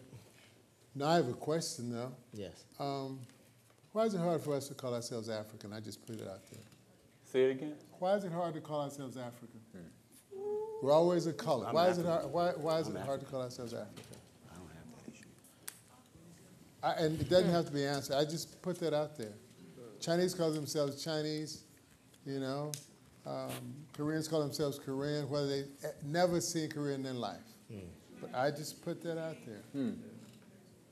Any response to that? Any brother? That was just another question I was thinking about too. Is that why? Because every other like person of color anywhere is they still connect themselves with a country. We're the only ones that just call ourselves black. You know what I'm saying? We don't connect ourselves with a continent or a place, you know? So, and I was just kind of debating, it's like, you know, because there's just this idea of like, if you considered African American, like, because you know, there's these different ties. Like, if you're black, then you know, black power, and if you're African American, then it's kind of preppy kind of thing. You know what I mean? But it's just like, you know what I mean? It's just like, it's just this tie between them both. But then at the same time, when I was just thinking about that, I had a conversation with my sister's mom, and she was like, why don't we connect ourselves with the country? You know, so I was thinking maybe, you know, that's something that we should, you know, like really, we should connect ourselves with the continent, even though we've never been there before, or if we may not know exactly somebody directly in our family that has been there or is from there, we should still, we know that that's where, in some line, some way, that's where we come from. I went to West Africa and I felt disconnected from them by way of the people that I was with. The group that I was with, I initially went to Ghana, and the group that I was with was my high school. And I went to high school in the suburbs, so these were suburban Americans with me walking through Ghana. That was a disconnect. And then I went back to West Africa. I went to Senegal with Howard University. And there was a greater connection, but yet you could still feel some sort of disconnect there. Be it the way that I talked, the way that I dressed, something was different from me than them. And both times returning, I felt as though I'm nationality American. Undoubtedly, I'm of African descent. Undoubtedly, like that, when I went there, people asked me, are you from Liberia? Or are you short? You got a big head? Are you Pular? You know, things like that. Like, they can see. I was like, oh, for real? You think I'm Sudanese, right. You said? Okay, that's cool. So I appreciated that. It honed my roots. It made me feel like there is a connection there. There's an obvious connection there. I am of African descent. At the same time, I have to understand that, who said it? Were you talking about your story going back to East Africa, right? Yeah, exactly. Saying that you are Oakland. Yeah. I am from Oakland, California, and when I told them that, they strive to connect with me. Oh, my cousin goes to the University of Oakland. Oh, you know Tupac lyrics. You know, they strive for connection like that. But that strive for connection shows that there is a disconnect if you have to strive for that connection. So I felt as though I am of African descent. Undoubtedly, my melanin shows that. While at the same time, I am from this nation. So I am a black American of African descent. All right. So for the past hour, the brothers have had the opportunity to pose questions to each other, respond, and provide a rebuttal. At this point, we want to turn the formal questioning to you all, the audience. And so we have a mic. Bring the house lights up. We have mics on the left and the right, if in an orderly fashion. When the spirit moves you, if you have a question, just come on up. Brother Step Chris, to your greatness. And real quick, I'll just go over some very quick parameters. That's loud. We know that did somebody have something they want to squeeze in? Yeah, just real quick, before we go there, and as we're preparing, I have a question. It's a real simple question for the youth, because I didn't get to ask you the question. You're right, you did not. When, and I've enjoyed all the conversations so far. It's a real simple question. When will sagging go out of style? Oh, yeah. Is that on the calendar? All right. That's a simple question. That's a good question. Yeah. As a fashion statement, when will sagging go out of style? And what are your feelings about sagging? My feeling is that sagging has. It's just like when I was in high school. When I was in high school, right after I got out of high school, one of the worst songs on the radio was. From the window. Oh God. Till the sweat, you know. And I'm like, it can't get no worse. Like, there's no way it can get worse. And it's the same thing like the sagging thing. When I was in school, you know, my pants were under my butt. They weren't under my penis though. And now it's like, you know, it's here, and you know, and in there. It always comes up in a very heavy. Conversation like this, though, I know it aggravates y'all, like, you know, but I don't think it's a fashion statement. It's a fashion statement? It's not a fashion He sags. Who sags? Huh? Him. I sagged. I sagged at one point. No, I grew out of it where you realize that you can't run from a dog on the street. Like, I need a belt. Thank you. I'm about to go steal one from Ross. I'm just going to put it on and walk out, whatever I got to do. And I think that there has to be a tipping point where you just realize that, you know what, all right, enough people have been in my ear. I need to change something about my ways. Okay. It usually happens on a basketball court, really. All right. Can't cross over. Can't cross over. Realistically, as far as like entire for everyone, sagging will end when it's put on media that it's not cool anymore. Right.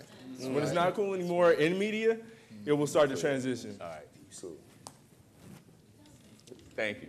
Excellent. And Chris, thank you for the point of privilege. All good, brother. Is there another high chair? All right, so we're gonna start the audience questions. So a couple little parameters. Make sure, because we are doing a simulcast here, there are cameras up here. When you ask a question, we should go ahead and turn these mics so you're facing out so that you can be seen, and this can all have a nice flow. It is a little awkward to have your back to these gentlemen, but we ask you to do that. Also, let's see. All questions are valid.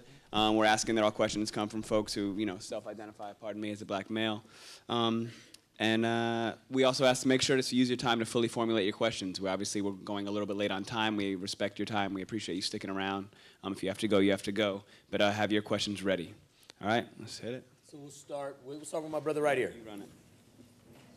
How is everybody doing today? All right. Good. My name is Rakeem Richard, and I want to just say this is a godsend, and it's long overdue. I'm just really blessed that it's 2012, year of the water dragon, and us brothers are here having a conversation.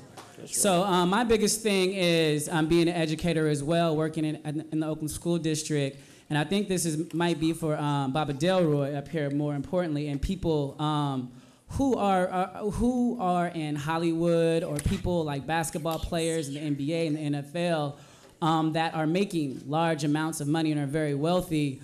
When is it going to come to the point where we know what the media is, we know what it's doing, we know what this Eurocentric materialism is? When is it going to be a point where we all just really come together as a people, no matter what class, no matter what, color, whatever? When are we going to really see what is really bothering our black people in our communities?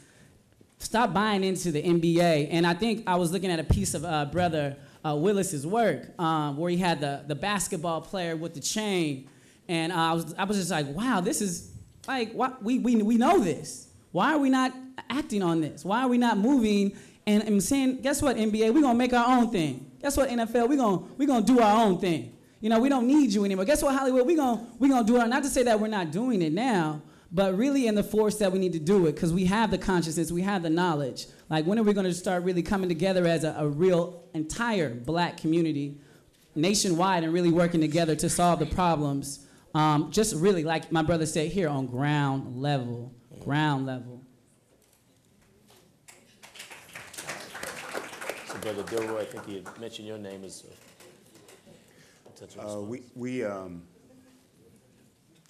I guess my question to you would be, when you say come together, what form would that take? What specifically are you referring to? That's one question I would have in response to what you asked me. And then secondly, we cannot underestimate the power of the media and the power of the media to influence who we are and how we are, and black people are not exempt from that. So what I would say in response is, if you could perhaps be more specific when you make a statement like coming together, what does that look like for you, and what are you referring to? Just basically when I see like maybe an NFL player on a commercial advertising for McDonald's or Coca-Cola, or just just really as we trying to really help the black communities, why are we still buying into the advertisement, into the materialism? Like, why don't we be like, guess what? I know that's not real. I know that's fake. Let me actually come back to my community in Oakland. Let me actually just go to a random school and be like, hey, what do you guys need? The answer to the question is, as I said, we black people are not exempt from the power of the media. And if you have a certain consciousness and your consciousness leads you to make a choice like that, that's fine. But unfortunately, most people are not. And for NFL players or NBA players, young cats who all of a sudden start making a lot of money, you have to look at who is in their lives, who are their agents, who are their managers, how are they being advised, and they're the kinds of things that lead to the situation that you're seeing. All right. Response from a younger brother, emerging leader. Is there? All right. We'll go to the next question. Yeah. This is kind of a dual question. Hi, I'm an Oakland resident. I was born here. I'm still here. My question is to, I guess, both sides of the continuum, the younger people and the elders. Feels weird, but thank you. Hello, audience. My question is, coming from my personal experience, and I guess the first part of the question would be to the younger people and then to the elders to respond if they choose to, is that growing up, and my brother can say the same thing, who's 6 years older than me, I'm 35, dealing with my dad, who was in my life, as some of the young people here said, was in my life but was not there fully in an emotional capacity. Mm-hmm. So I was closer to my mother emotionally, and they're mostly women on my mom's side of the family, and then my dad's side of the family is kind of, it's up in the air as far as communication, connection, all those things. So, but what stood out for us, and I'm wondering if this applies to the younger people too, do you feel that the older generation is receptive to the world that you know and is receptive to knowing how you feel about the world that you know? And then vice versa, as far as the older people, the world that you come from, the world that you know, how do you feel the younger people are receptive to that? Okay. Good question. Good question. I'll take it. I wanted to answer your question about how do we learn aspects of manhood, especially those without fathers in the house. How do we learn that? I wanted to answer that and tie in that question. Can we do that? Can we have that merge? So growing up without my father in the household, same story with my friends, 7 of us, all of us reached out to elders, be it an older cousin or somebody in the neighborhood who had a flashy car. And we would grab aspects of manhood and pull it back to the circle. And we would create a quilt of manhood, of what we conceived of what manhood should look like. We should walk like this, talk like this, dress like this, talk to girls like that. These are the things that we established. The elders that we reached out to were very open to hearing us. They loved the fact that we were reaching out toward them. Be it, I remember being young and being in the neighborhood, and it would be the drug dealers that would be like, all right, ride your bike around the neighborhood to see if there's any cop cars there and come back and then talk to me. And I'm oh, okay, he talked to me. I'm on my bike. I'm gonna ride twice. That type of thing. I was very open to it. They were very open to me. But in terms of hearing from me, hearing my perspective, I didn't get that until I had some credit, until I brought something to the table. Well, that's what I was getting at. That's what I was getting at, is there seems to be, or at least it was in my experience, some sort of rites of passage kind of playing off of what was said earlier of like, oh, you're a child, sit down, you have no right to speak. Exactly. But I guess I'm thinking, in my thing, a child's world is a world. And if you don't acknowledge it, then you miss something. Right. And so I'm just wondering. Brother Greg? Yeah, I want to add to it. It's a great question. And I would say in my experience that whenever I have been respectful of a young person's opinion, yes, and sit down and be able to listen, that then they were also respectful and able to listen to what I had to say. And I think that often we come to it, just like in any conversation, we come to it with these preconceived notions about what a young person's experience has been. One of the projects that Brother Arnold and several of us, others in this room are part of, is a Brotherhood of Elders program. It's an intergenerational conversation between Brother Arnold's age group, my age group, the 35 to 55s, and then the 20-somethings and 30-somethings. And what we've learned in that process is that, and this goes back to, I like the sports analogy about the play, and what Brother Delroy added to it, because if you grew up playing sports, when you get to a certain level, you had to always know the fundamentals. My job as an elder is to teach you the fundamentals. And then, when you get in the game, you got to use your judgment about, did the called play make sense, or do I have to improvise? Right. Every good athlete, whether LeBron, or we go back to Michael Jordan, or we go back to Will Chamberlain, or whatever generation, Bill Russell's the best example, because he was a player coach. He gets into the game, he surveys the context of what's going on, and says, here's what we're going to do. So it wasn't that somebody was always giving us the play. We need to understand our young people's playing field because we ain't out there with them on the field, come back and say, let me check to see if what I'm teaching you as fundamentals work for this situation, the moving goalposts, right? So then I think in a much simpler way, it comes back then to, am I really listening to what you're telling me about the playing field? Are you really listening to what I'm telling you about fundamentals, i.e. African-based wisdom? And when I say African, I'm talking about African diaspora, African continent, African American, African Brazil, whatever it is. So for me, it's like we have to figure out what is the knowledge that our young people can tell us so we can apply the wisdom that we know to the circumstance that we're all in.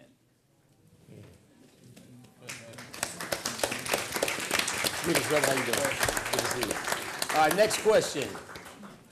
My name is Kalima Pryforce from Brooklyn, New York. I run a technology startup that connects kids to careers. My question is that I'm 31 years old, and I'm beginning to experience that tuning out of those media images where it's about the treatment and the attitude and the language around black women. And I'm beginning, and I can now see myself as an elder, why sometimes the elders tune out as to what is happening with young people is because they see how we went from Foxy Brown to like Nicki Minaj. And so that's the question is, for first starting with the younger generation, do you actually see what's wrong with a lot of these images? Like, do you actually, or is it like, it's just normal? It's like, it's okay to see a woman, and being spoken to her in that way. And for the elders, how do you feel about it, especially given how your perception of black women in your generation, and you see what's happening with the younger generation? Good question. Very good question. Sean? As a young person, it's not okay because nowadays in high school, even with middle school, it's like Nicki Minaj and all of Beyonce and all of them. Girls see that and they think it's okay to dress like that with the shorts, the bras, just going to school like that. And like Wiz Khalifa, the boys dyeing their hair, Chris Brown, it's not okay. My office is in downtown Oakland, and just relating to what you're saying about getting older, and one thing that I realized that probably I sound so naive to sisters when I say this, but it never really dawned. I mean, we know and understand, especially doing the kind of work we do, but one thing that is hurtful to me is I realize black women don't look at black men and see refuge. When sisters are walking down the street, I'm walking and sisters be walking with their phone on their face and the phone ring while they holding it. You understand? There's that when black women there's abusive women and misogyny throughout, humanity or toxic humanity anyway, but black women see a group of brothers, and it's not like, it's like with black men and the police. Like, if something bad happened with us, we not like, oh, call them over here. Yeah. Sisters do not expect anything. And I see it as an educator, even from they sons, often. And I think a lot of that is on us when you talk about the Nicki Minaj thing. I believe, and I don't have any children, I could be wrong, but I believe that, and I say this humbly as a man, that a woman's first intimate relationship with a man should be with her father. That her father should be the first man to kiss her, the first man she's ever in a bed with, the first man to ever critique her, the first man to ever to compliment her, to take her on a date, all of that. But what's happening is that first intimate interaction, in the best set of circumstances, is with a 11-year-old boy chasing her around. That's the best set of circumstances. So I think that what I see and what stands out to me, brother, is that sisters see us, literally, not like see us in the media, see us and don't see safety. And not only don't see safety, like, oh, y'all ain't shit, but also see danger. When they see us. And in the reverse, I believe in general, don't see black women and see, and somehow, because I don't know how we couldn't see it, you know? But we don't always see advocacy. We don't see a partner, you know? I think we see what we see. And I think that's something that I'm coming into as I get older. So to answer your question directly just about how, you know, does it change? You know, for me, that's what's glaring to me. It's like, man, sister don't feel safe when she sees us. And it ain't the brother that we talk about. It ain't always the brother that we talk about with the pants below. You know, it be brothers like us. You know? It be us. Not brothers like us, it be us. You understand? And so that's what I see. Can I ask, like, this good stuff. Just because I live in Oakland and we all live in Oakland, I want you to clarify something. Yeah. To make sure that the youngest person in the room understood the difference between intimacy and sexuality. Absolutely. Because when you said in bed, somebody might got real confused right there. So seriously, because I don't want nobody leaving in there. That's what I said at the thing. Right? I appreciate that. I got your back. When I say intimacy, I mean first closeness, a close relationship with a man, of course non-sexual, should be with her father. I appreciate it. Thank you, Brother Ice. Thank you, Brother Greg, for providing the opportunity. Just to clarify, that's important. So we'll take our next question. Happy Black History Month, everybody. My name is Sinai, also an Ethiopian name, growing up here in Oakland, also known as Reefer One. And what I would say, growing up here in the town as a young person, real quick before I get to my question, one of the things that helped save my life to keep me here as a youth elder, is that the fact that there were organizations like the Black Panther Party that, and my parents were a part of that passed that playbook down to me, and to look at my playing field, to take some time to take that courage and to be a part of that. I think oftentimes what I was hearing up here, that it got touched on a little bit in terms of the problem. How do we get here? We've been so dehumanized, we won't even raise the question of how we got to this point and even name it. I mean, white supremacy. Come on. Imperialism, capitalism, all right? And these are some of the things the Panther Party helped bring to our awareness as young people growing up here. So my question, it came up earlier, somebody was asking, well, how do we, bridge these gaps with the elders and the youth? But hip hop culture did that. My dad was a Panther and I wasn't trying to hear all that, but hip hop brought me back home. Culture.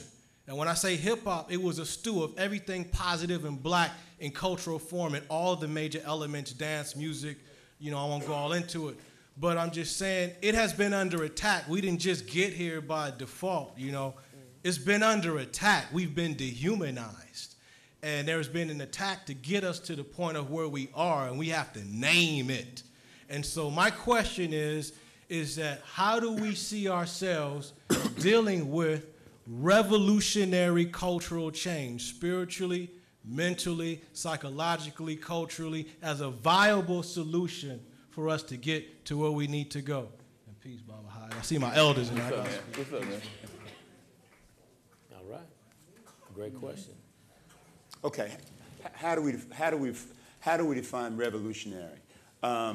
If we take a broad definition of the term revolutionary, there are, in fact, and I don't believe that people always get the credit they deserve. There are a lot of good people in the black community all over this country doing fabulous work. That's right. They do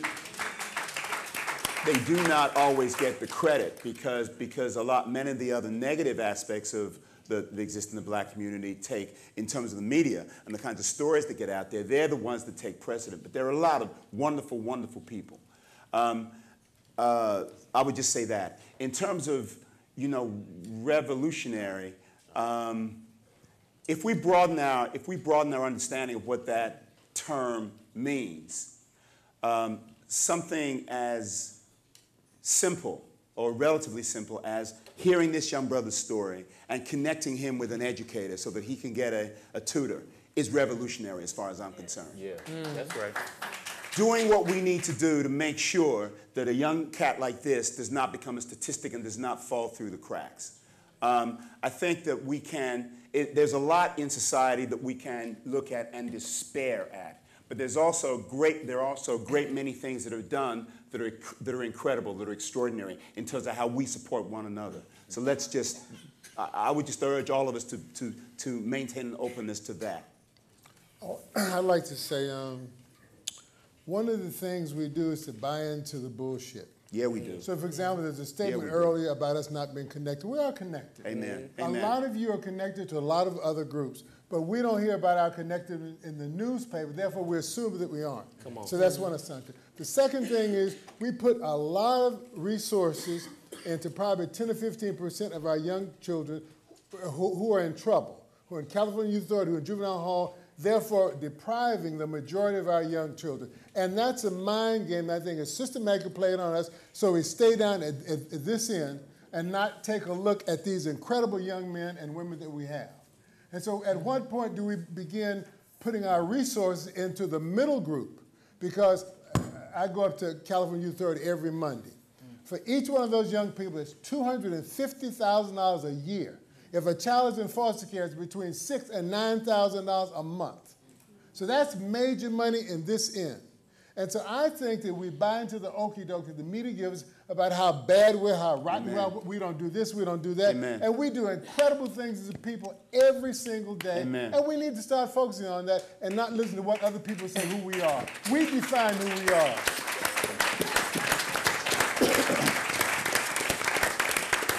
So y'all, just kind of a check-in at this point. The dialogue has been extraordinary. I would love to continue to help brothers, allow brothers to speak the truth and share where they're coming from. Unfortunately, though, we're 30 minutes over in terms of time. And so I respect those who've waited patiently to ask a question on both ends. But I'm going to have to ask for your grace and patience to allow me to kind of tie it up so then we can move out and explore the exhibit that's here. And so a few things that I want to share. And I won't truly do it justice, but I got to do me in the service of listening as well as wrapping this piece up. So things that I've heard. But I want you to repeat after me, because this is how I live my life every day. And I ask myself the question of what did I do today in service of black boys? And I have 5 black boys at my house and 2 black girls that I raised. But I want you to repeat after me. If it is to be, if it is to be, it is up to me. It is up to me. If it is to be, if it is to be, it is up to me. It is up to me. So what role you play? What role you play? Oh, love, I was finished with the call. I love it. We're going right there with you, man. You said it. I'm right. What you want? I'm sorry. What you want? I'm trying to get it right. But in all seriousness, we have to remind ourselves that, that we all have a role to play in this. The role that I play as education chair of 100 black men, a father of 7, married 15 years to an extraordinary sister who has the chicken pox. Right. As the leader of the African American Male Achievement Initiative for Oakland Unified School District, I pledge my entire life, 24/7, 365, to the struggle. But I have to be tethered to Bobby Seale. And I know my brother left, but we brought 300 boys up to Merritt College to learn our history and her story about the role that that brother played as co-chair, co-founder of the Black Panther Party in the 60s. I'm tethered to each one of these brothers, interestingly enough. Trying to serve, trying to listen to lead, when to know when I have to play lead, but when I have to follow, or when I have to leverage resource, or whatever the role it may play. But a couple of things in the home stretch. So we interviewed several hundred young brothers in Oakland Unified School District, and I'm going to tie it back to Question Bridge in a moment. So about 600 black boys from kindergarten to 12th grade in Oakland Unified School District, and 2 things that resonated. Over 80% of our young brothers said the moment we step on the public school campus, that's 6,500 black boys, the adults on that campus see me as I've done something wrong. Like they haven't opened their mouth, they haven't done nothing. But the way the adults on the campus respond to them as if they've done something wrong. The other thing that I thought was very humbling is how we experience, and this was another over 80% of our young brothers, we go through the school day with no one ever asking us how we are, how are we doing? And so if we can use Question Bridge little side note, which is being integrated in the manhood development classes in 8 schools in Oakland as a way to inoculate, teach something that right now, all love, give love to that. As a way to do something, y'all, that we got to get better as family, but we got to be in community. I got to know what Brother Arnold told me 7 years ago when my youngest son was born. I said, Baba, how do you raise 3 boys? Which I pay attention to. He's raised 4 sons. We were at Pete's Coffee. You know what the brother said to me? He said, time. He says, you never can take back time. He said, so Brother Chris, make sure when the first day of school that you're there for your son. Amen. At this first ball game, make sure you're there for your son. And I tell you, he went on, but I took that to heart. And my son is up there as well, one of my boys, and my nephew. But how you've influenced me to stay on the right track has been foundational. So all that to be said, question bridge. We have to pose those questions to facilitate dialogue so we can get a sense of who we are, so we can be in relationship. And you know what? We might not always like what we hear, which when I opened with, we have to be comfortable to create the space to be uncomfortable with. But to endure, if we know our history and her story, then we'll get through it. And as we move through uncomfort, we actually come closer together to figure out how we support and serve each other. So Chris Johnson, man, I thank you. I celebrate you, brother. Hey, all love.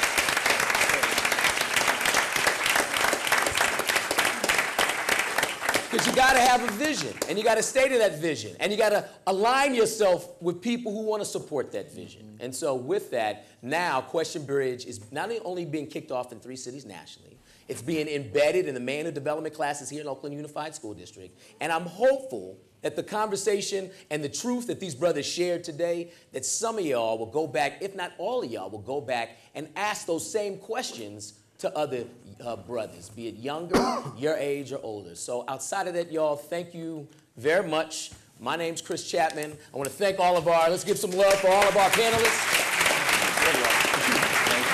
Nice meeting you.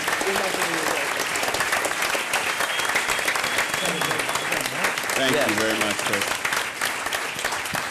We have a couple more thank yous to give while y'all are still here. I just want to point out, check out our exhibit. We have one in the open space and one in the media space, and we want to hear your questions. We have iPad apps in the media space for this express purpose. You can sit down in those booths, look at questions, give answers, pose your own questions and your own answers. We desperately want to hear those, so please make sure to participate and interact. That is in the media space, the second of the 2 rooms where we have our exhibit. Again, please give a big round of applause for our panel, which is really, really amazing today, as well as Oakland Museum of California, our satellite audience, everybody that's been involved in the simulcast, that's been tweeting in questions. We appreciate it. Thank you. And Malara McAllister Williams. Williams McAllister? Williams McAllister, the one and only Malara. Thank you so very much.